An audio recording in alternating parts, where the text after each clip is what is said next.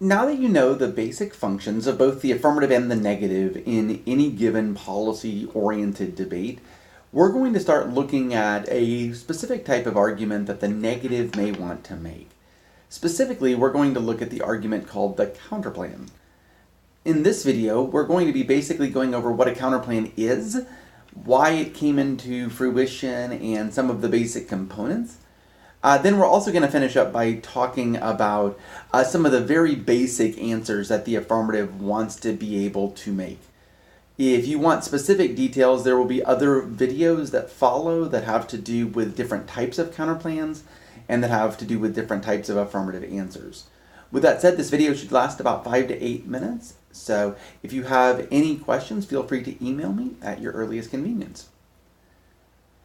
Basically, a counterplan is an argument that the negative will make that says that they agree that there is some current problem in the status quo, but that the way that the affirmative tries to solve that problem is not the best solution. It's the same way that you have most every conversation with friends of yours. You say, I'm hungry for dinner, and they suggest that you go out to a pizza restaurant. You aren't in the mood for pizza, you're more in the mood for tacos, and so you suggest, let's go out for tacos. You have conversations about which plan is better, but there's never really a discussion about whether or not there's really a problem of your hunger. That's really the same way that counterplans work in the debate world. The negative team or the negative debater says that there is a problem in the current system, but that the affirmative solution to it is net worse than some other kind of policy option. There's a couple of ways that the negative is going to want to make sure that they are doing things for their counterplan. The first is absolutely critical. The second and third are debatable. The first thing that differentiates a counterplan from the plan is that the counterplan has to be competitive. What this means is that there has to be some kind of an opportunity cost to not doing the counterplan. For example, you should not be able to advocate both doing the plan and doing the counterplan. Otherwise, the counterplan is not a reason not to do the plan.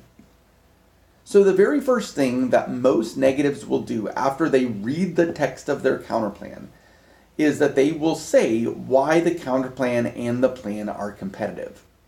There's two different ways to establish competition. The first is that the negative can say that they are mutually exclusive. What this means is that there's no possibility for both the affirmative plan and the counterplan to exist in the same world. As an example for this, in a topic where the question was about how to improve road safety, the affirmative might say, look, the big problem is that cars are going too fast, which means that they don't see things, and when they don't see things, they're more likely to hit things. So we set a national policy that says the speed limit can only be, for example, 45 miles per hour. The negative stands up and offers a counterplan that says actually the problem isn't the speed limit, the problem is the range of speeds at which drivers drive. Some drive really slow, some drive really fast. And so they offer a counterplan to say the speed minimum should be 55 miles an hour and the speed maximum should be 65. It is literally impossible to have a speed maximum of 45 and a speed minimum of 55. So the judge then is forced to make a decision of which one is better. Most of the time, however, the way the negative will prove that the counterplan is better is through what are called net benefits. These are arguments that say that doing just the counterplan is better or net beneficial than doing the plan and the counterplan or the plan and any part of the counterplan. These are often seen as disadvantages to doing the plan that doing the counterplan by itself wouldn't have happened. For example, if I was talking to my friends earlier and they said we should go for pizza, and I said, no, we should go for tacos, one of the reasons that we couldn't do both is that going and getting pizza might put me in an awkward situation where maybe I know someone who already works there and I just don't want to see them. So we would say, look, if we do both, I have to face that fear. I have to face that person. And maybe that's just not something I want to do. So it'd be better to just go get tacos. Or doing both might be worse. I'd overeat, I might have heartburn, or those kind of situations. So ultimately, there's a reason why just getting tacos is better than getting pizzas and tacos, or just getting pizza. The second thing that a lot of counterplans will try to do is that they will say that they are not topical. The reason for this is that there's oftentimes a belief that the affirmative's job is to affirm the topic, and the negative's job is to negate the topic.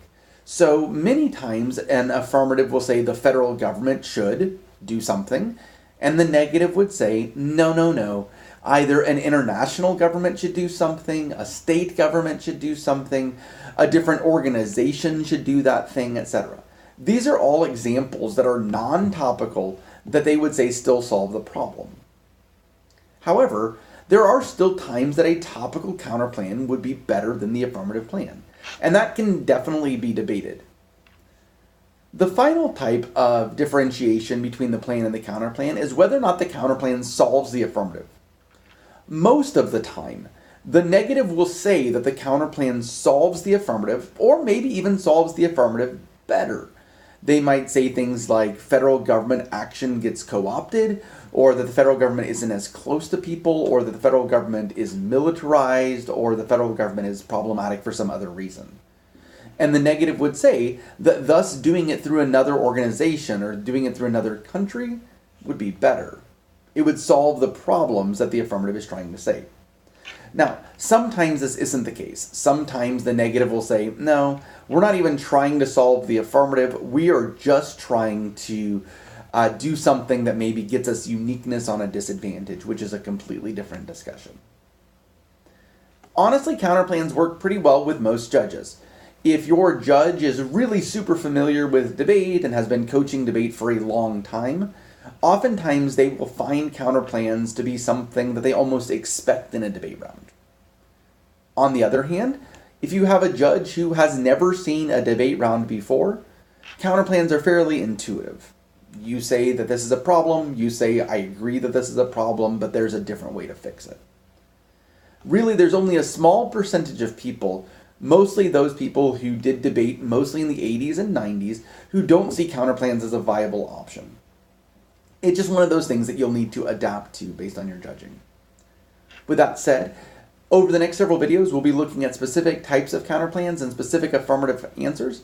If you have questions, feel free to email me or reach out. Thanks.